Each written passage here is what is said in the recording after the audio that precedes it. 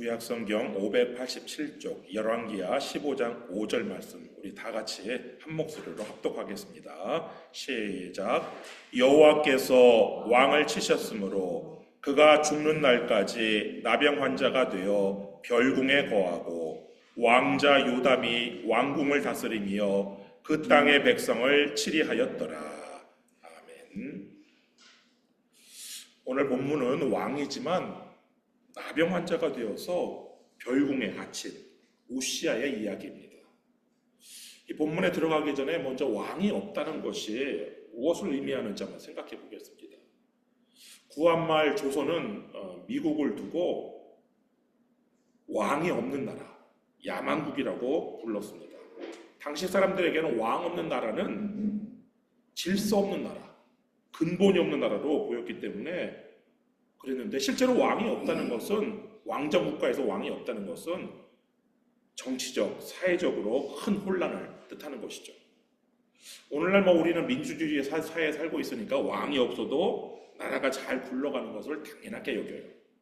그러나 고대 사회에서 왕은 단순한 통치자가 아니에요. 신의 대리인이자 국가의 질서를 지탱하는 기둥이었단 말이에요. 그래서 왕이 없다는 것은 나라가 서 있을 기반이 무너졌음을 뜻하는 그런 것인데, 이 남한국 유다의 역사 가운데는 왕이 없었던 시기가 있어요. 이 아마샤 왕은, 지난주에 말씀드린 아마샤 왕은 그 남북 전쟁을 일으켰죠. 그러다가 북왕국의 포로가 되는 수치를 겪어요. 그러다가 간신히 목숨은 부지를 했는데, 나중에는 말년에는 또 반란이 일어나가지고 반란군을 피해 도망치다가 반란군의 포로가 되는 수치를 겪고 그 반란군의 손에 죽어요. 근데 그 왕이 죽은 다음에 남한국 유다에는 무려 12년 동안 왕이 없었어요. 이 백성들이 겪었을 그 불안과 혼란은 상상할 수 없었죠. 왕이 부재하다는 것, 이거는 정말 나라가 정말 흔들릴 일인데, 그런데 그 12년 만에 또 왕이 된 새로운 왕, 아사랴 왕. 아사랴 왕은 우시아 왕이라고도 불리는데, 이 우시아 왕은 오늘 본문처럼 나병에 걸려서 별궁에 격리돼요. 그러니까 왕은 있는데 실상은 왕이 없는 것과 다름없는 상황이 된 것이죠. 여러분, 하나님께서 왜 이런 일을 유다에 허락하셨을까요? 오늘 본문을 통해서 그 뜻을 함께 살펴보도록 하겠습니다. 이 북왕국은 남한국이 이렇게 왕의 부재와 또 왕이 있으나마한 상태, 이런 때에 이 북왕국은 잘 나갔어요. 북왕국의 요아스 왕이 죽은 다음에, 요아스 왕이 그 남북전쟁에서 남한국을 승리한 왕이잖아요. 이 요아스의 아들 여로보암이 왕이 되었는데, 이 여로보암은 예후 왕조의 네 번째 왕이에요. 이 북왕국의 첫 번째 왕도 여로보암이잖아요. 그래서 이 여로보암, 지금의 여로보암, 이 예후 왕조의 네 번째인 이 여로보암은 여로보암 2세라고 이렇게 불리는데, 이 여로보암 2세는 북왕국에서 최장기간 통치한 왕이었어요. 그 열왕기하 14장 23절 말씀 보시면, 유다의 왕 요아스의 아들 아마샤 제15년에 이스라엘의 왕 요아스의 아들 여로보암이 사마리아에서 왕이 되어 41년간 다스렸으며, 이 여로보암 2세가 41년간 북왕국을 안정되게 다스리는 동안에 이 북왕국은 영토가 크게 확장되고 경제적인 번영을 누렸어요. 그 25절 말씀 보시면, 이스라엘의 하나님 여호와께서 그의 종 가드 헤벨 아미떼의 아들 선지자 요나를 통하여 하신 말씀과 같이 여로보암이 이스라엘 영토를 회복하되 하맛 어귀에서부터 아라바 바다까지 하였으니. 이 요나는 우리가 아는 그 요나인데요. 이 요나는 여로보암 2세 때 이 북왕국에서 활동한 선지자인데, 이 요나서에는 그 요나 선지자의 개인적인 일들이 나오지만, 오늘 본문에는 그 요나 선지자의 메시지도 하나 나오는데, 그 메시지가 뭐냐? 이스라엘이 다시 영토가 회복될 것이다, 이런 예언이었어요. 그 요나의 예언대로 이 여로보암 2세 때, 여로보암 2세는 다윗과 솔로몬 때의 그 전성기 시대 영토를 회복을 해요. 북쪽 영토는 하맛어기. 하맛어기는 그 유브라데 강에서 한 100km 떨어진 그런 지역으로 굉장한 북쪽까지 영토를 확장시킨 거고요. 또 이 아람에게 빼앗겼던 그 요단 동편 영토, 그 영토를 또 다시 다 되찾아가지고 이 아라바 바다 사해까지 이 이스라엘의 영토가 미쳤단 말이에요. 그리고 나아가 이 여로보암 2세는 아람의 수도 다메섹도 정복을 하는데 그 28절 말씀 보시면 여로보암의 남은 사적과 모든 행한 일과 쌓은 업적과 다메섹을 회복한 일과, 다메섹은요 원래 다윗 때에 다윗이 정복하고 거기다가 수비대를 둔 곳이에요.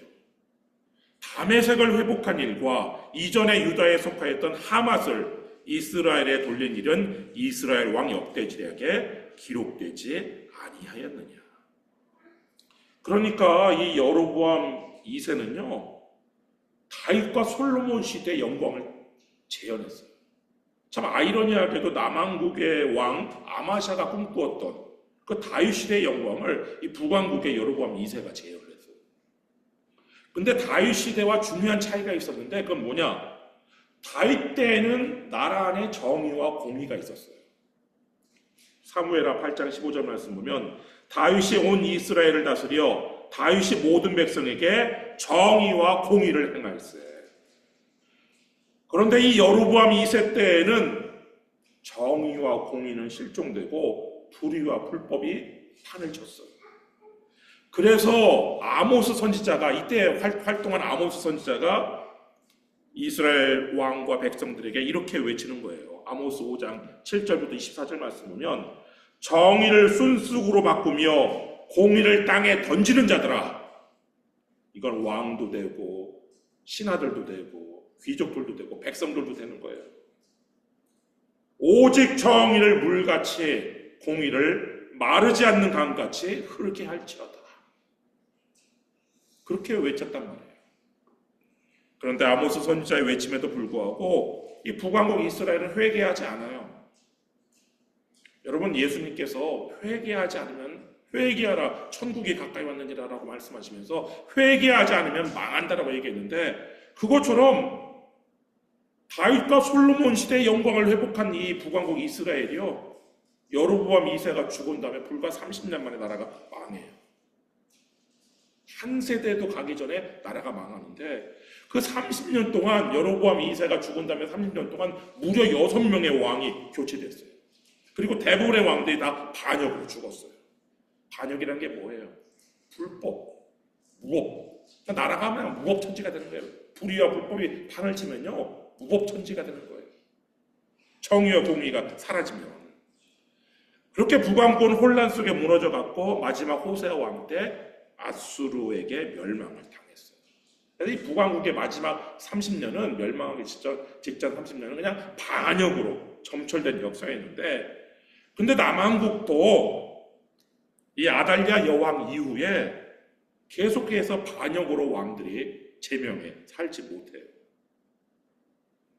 그 7살의 왕이 된 요아스, 이 요아스도 47살에 신하들의 반역으로 죽었어요. 그리고 그 요아스의 아들 아마샤도 백성들의 반역으로 죽었어요. 열왕기하 14장 19절에 그 말씀이 나오는데, 예루살렘에서 무리가 그를 반역한 고로 그가 라기스로 도망하였더니 반역한 무리가 사람을 라기스로 따라보내 그를 거기서 죽이게 하고. 이 아마샤 왕의 반역의 경우는 특이하게도 누가 반역했는지 이름이 나오지 않아요. 단순히 그냥 무리가 반역하였다 이렇게 기록된 것을 보아 예루살렘 안에서 밀란이 일어난 것 같아요. 그래서 아마샤 왕이 그 반란군을 피해서 라기스까지 도망쳤는데 거기서 이 반란군에게 잡혀가고 처형을 당했어요. 그리고 이 아마샤는 지금까지 2번이나 적들의 손에 포로로 잡히는 수치를 겪었잖아요. 첫 번째는 북왕국의 왕한테 포로로 잡혔고, 두 번째는 반란군에 포로로 잡히는 수치를 겪었는데, 이런 수치만 겪은 것이 아니라 처형당한 후에 수치를 또 겪어요. 어떤 수치를 겪느냐? 열왕기하 14장 20절 말씀 보면 그 시체를 말에 실어다가 예루살렘에서 그의 조상들과 함께 다윗성에 장사하니라. 왕의 시신이요, 말에 짐짝처럼 실려가지고 도성으로 들어가는, 그것은요 대단한 지역이죠. 이렇게 아마샤 왕은 수치와 치욕 가운데 죽었는데, 이때가 언제냐? 북왕국 여로보암 왕 제15년이에요. 15년이에요. 열왕기하 14장 17절 말씀 보면, 이스라엘의 왕 여호아스의 아들 요아스가 죽은 후에도 유다의 왕 요아스의 아들 아마샤가 15년간을 생존하였더라. 그러니까 북왕국의 이 요아스 왕, 예후 왕 제 세 번째 왕인 요아스가 죽고 난 다음에 네 번째 왕인 여로보암 2세가 등극을 했어요. 쭉 가는데, 이 남왕국의 이 아마샤 왕이 북왕국의 왕 요아스가 죽은 다음에 15년간을 생존했단 말이에요. 그러니까 언제 죽었냐면 북왕국의 여로보암 2세 제 15년에 이 남왕국의 왕 아마샤가 죽은 거랍니다. 그런데 아마샤의 뒤를 이어서 왕이 된 이 아사랴, 우시아는 언제 왕이 되었느냐? 열왕기하 15장 1절 말씀 보시면, 이스라엘 왕 여로보암 제 27년에 유다 왕 아마샤의 아들 아사랴가 왕이 되니.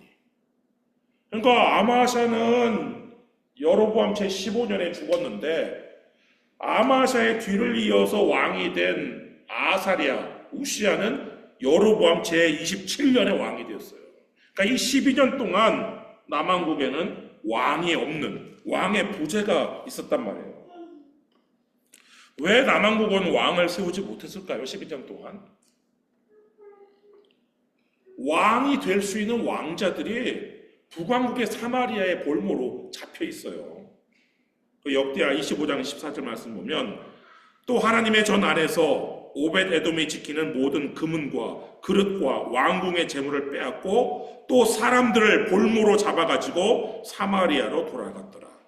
남북전쟁 때 그 북왕국의 요아스 왕이 사람들을 볼모로 잡아가고 사마리아로 끌고 갔는데, 그 볼모 중에 누가 있었던 것으로 보이냐면 왕자들이 있었던 것으로 보이는 거예요. 왕자들을 볼모로 끌고 가고 이 아마샤 왕은 풀어준 것이죠. 아마샤 왕이 반역을 대항하지 못하도록 왕자들 볼모로 지금 잡고 있는 거예요, 사마리아에서. 그런데 지금 아마샤 왕이 죽었어요. 이 왕이 될 수 있는 왕자들이 지금 사마리아에 있단 말이에요. 근데 돌려보내지를 않는 거예요, 여로보암 2세가. 여로보암 2세 입장에서는 남왕국이 안정돼가지고 북왕국의 위협이 되기보다는 남왕국이 왕이 없는 그냥 무정부 상태, 혼란 속에 있기를 바랬겠죠. 그래서 왕자를 돌려보내지 않는 거예요. 그리고 지금 있는 유일하게 남아있는 왕자 아사랴는 너무 어렸어요. 아사랴가 왕이 될 때 나이가 16세라고 나오는데 2절 말씀 보시면, 그가 왕이 될 때의 나이가 16세라 예루살렘에서 52년간 다스리니라. 그의 어머니의 이름은 여골리아라 예루살렘 사람이더라. 그러면 12년 전에 아버지가 죽었을 때 이 아사랴, 우시아의 나이가 몇 살이에요? 4살이란 말이에요. 4살. 4살짜리 애기였기 때문에 왕으로 옹립할 수 없는 거예요. 이 아사랴의 할아버지가 최연소 나이로 왕이 됐지만 그래도 7살은 됐어요. 그리고 대제사장 아하시아가 든든하게 있었기 때문에 7살짜리여도, 그리고 유일한 유다 다윗 왕조의 유일한 혈육이잖아요. 그러니까 그냥 왕으로 세운 거란 말이에요, 7살짜리라도. 그런데 지금 4살짜리 아기를 왕으로 옹립할 수는 없는 것이죠. 이렇게 해서 남왕국에 12년 동안 왕이 없었고, 왕위 계승권자도 아닌 아사랴, 우시아가 16살에 소년 왕이 된 거예요. 이 아사랴는 왕이 된 다음에 이름을 우시아로 바꿔요. 그 아사랴의 아들이 요담인데, 이 요담의 그 아버지가 32절에 뭐라고 나오냐면, 이스라엘의 왕 르말리아의 아들 베가 제2년에 유다 왕 우시아의 아들 요담이 왕이 되니. 그러니까 이 요담의 아버지 이름을 우시아라고 나옴으로써 이 아사랴가 우시아라는 것을 알 수가 있는 것이죠. 이 우시아 왕은 하나님 보시기에 정직히 행하였다는 평가를 받아요. 일단은 15장 3절 말씀 보시면 아사랴가 그의 아버지 아마샤의 모든 행위대로 여호와 보시기에 정직히 행하였으나. 그러나 오늘 본문에는 우시야 왕이 하나님의 치심을 받아서 나병 환자가 되었다고 나와요. 5절 말씀 보시면 여호와께서 왕을 치셨으므로 그가 죽는 날까지 나병 환자가 되어 별궁에 거하고 왕자 요담이 왕궁을 다스리며 그 땅의 백성을 치리하였더라. 도대체 어떻게 된 일이에요? 하나님 보시기에 정직히 행하였다는 평가를 받은 왕인데 하나님께 치심을 받아서 나병 환자가 되고 말았어요. 우시야 왕은 처음에는 하나님의 뜻을 구했어요. 하나님을 경외하고. 그 역대하 26장 5절 말씀 보면 하나님의 묵시를 밝히 하는 스가랴가 사는 날에 하나님을 찾았고 그가 여호와를 찾을 동안에는 하나님이 형통하게 하셨더라. 우시야 왕 곁에 누가 있었느냐? 하나님의 사람이 있었어요. 스가랴. 이 스가랴는 우리 성경에 나오는 스가랴는 아니에요. 스가랴가 있어서 이 스가랴가 있을 때는 이 우시야 왕이 하나님을 찾았어요. 그리고 하나님을 찾을 때는 하나님이 우시야 왕을 형통하게 만들었어요. 그래서 우시야 왕의 명성이 12년 동안 왕이 없다가 왕이 됐으니까 나라가 얼마나 엉망이었겠어요. 그런데도 불구하고 하나님의 도우심으로 점점 막 이 우시야 왕이 강성해지고 우시야 왕의 명성이 널리 퍼지기 시작한 거예요. 역대하 26장 8절 말씀 보면 암몬 사람들이 우시야에게 조공을 바치매 우시야가 매우 강성하여 이름이 애굽 변방까지 퍼졌더라. 암몬이 스스로 와서 조공을 바칠 정도로 이 우시야 왕이 강성해졌단 말이에요. 그리고 우시야 왕은요 무려 30만 이상의 정예 병력을 보유했는데 역대하 26장 13절 말씀 보면 그의 휘하의 군대가 30만 7,500명이라 건장하고 싸움에 능하며 왕을 도와 적을 치는 자이며.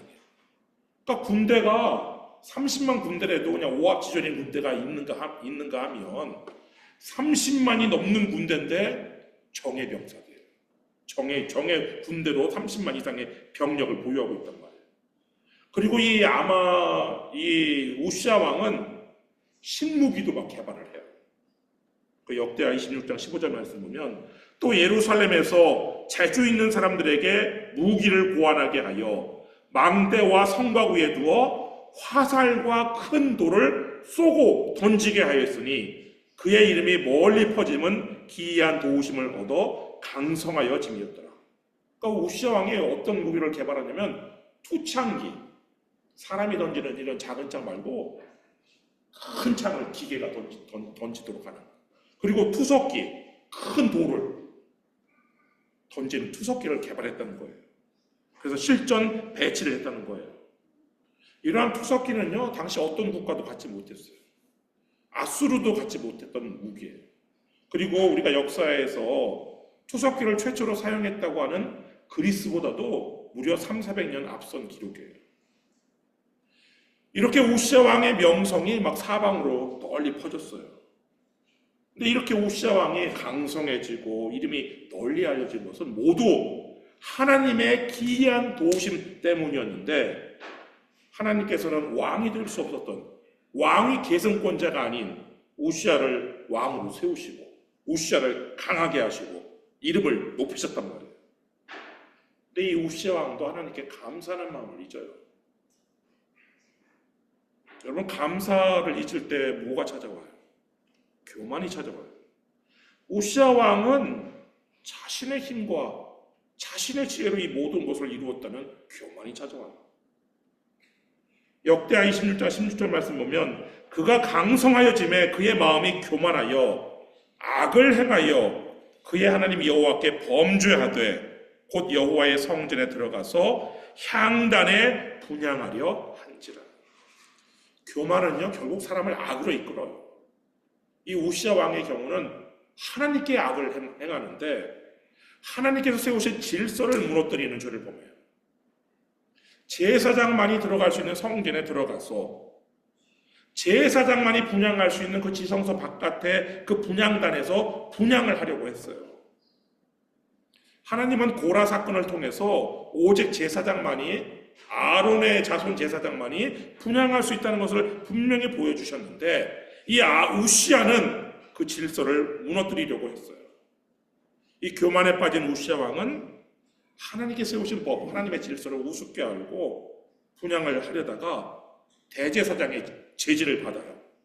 역대하 26장 18절 말씀 보면 우시아 왕 곁에 서서 그에게 이르되 우시아여 여호와께 분향하는 일은 왕이 할 바가 아니요 오직 분향하기 위하여 구별함을 받은 아론의 자손 제사장들이 할 바니 성소에서 나가소서.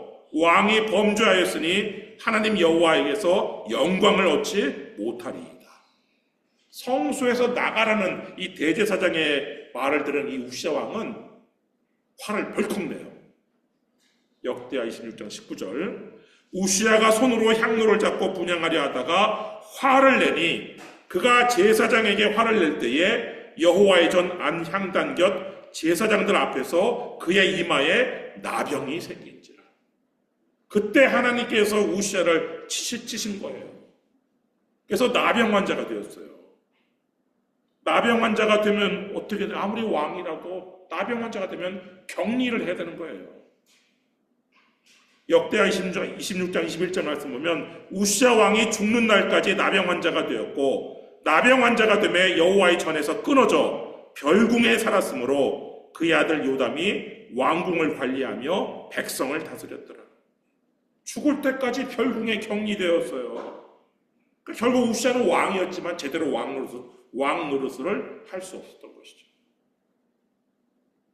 여러분, 하나님께서 우시아를 왕으로 세우셨지만 동시에 나병 환자로 낮추셨어요.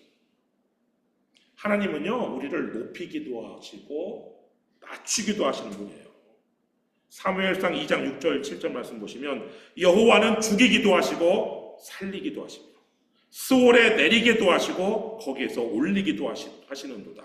여호와는 가난하게도 하시고 부하게도 하시며 낮추기도 하시고 높이기도 하시는도다. 성경에 전해져 내려오는 한나의 기도문에 나오는 내용이죠.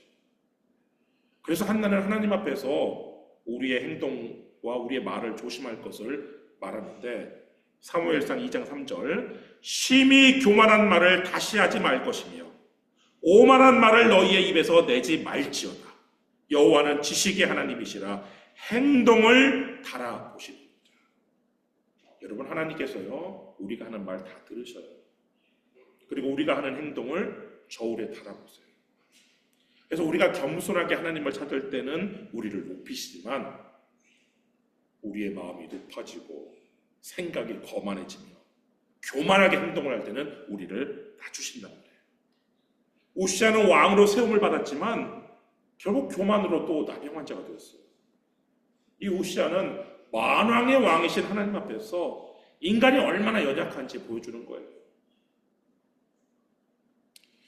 여러분, 하나님만이 우리의 인생을 높이기도 하시고 낮추기도 하시는 분인데, 그래서 우리의 진짜 힘은요, 우리의 이 지혜, 나의 능력, 나의 경험 이런 게 아니에요. 우리의 진짜 힘은 겸손히 하나님 앞에 무릎 꿇는 데 있는 것이죠. 근데 오늘 우리도 이 우시아의 유혹 같은 유혹 앞에 서 있는데 일이 잘 되고 삶이 안정되고 사람들이 막 우리를 칭찬할 때 우리는 자칫 하나님을 잊고 스스로 높아지기가 쉬워요. 그러나 성경은 분명하게 말하고 있죠. 야고보서 4장 6절 말씀 그러므로 일러스되 하나님이 교만한 자를 물리치시고 겸손한 자에게 은혜를 주신다 하였느니라. 그래서 우리는요 성공의 순간에도 또 어려움의 순간에도 하나님을 바라봐야 되는 거예요. 높아질 때도 낮아질 때도 겸손히 하나님을 찾아야 되는 것이죠. 여러분, 오늘 이 말씀을 기억하시고 저를 따라 입으로 한번 고백해 주세요. 내 인생을 좀 더 크게 내 인생을 세우시는 분은 하나님이시다. 내 인생을 낮추시는 분도 하나님이시다. 이제부터 나는 언제나 겸손히 하나님만 의지하겠다. 하나님만 의지하겠다. 여러분이 믿음을 붙들고 한 주간을 살아가시길 바랍니다. 우리의 삶의 주권자 되시는 하나님께 마음을 낮추고 겸손히 걸어갈 때 하나님께서 여러분을 높이시고 은혜와 형통으로 채워주실 줄 믿습니다. 기도하겠습니다.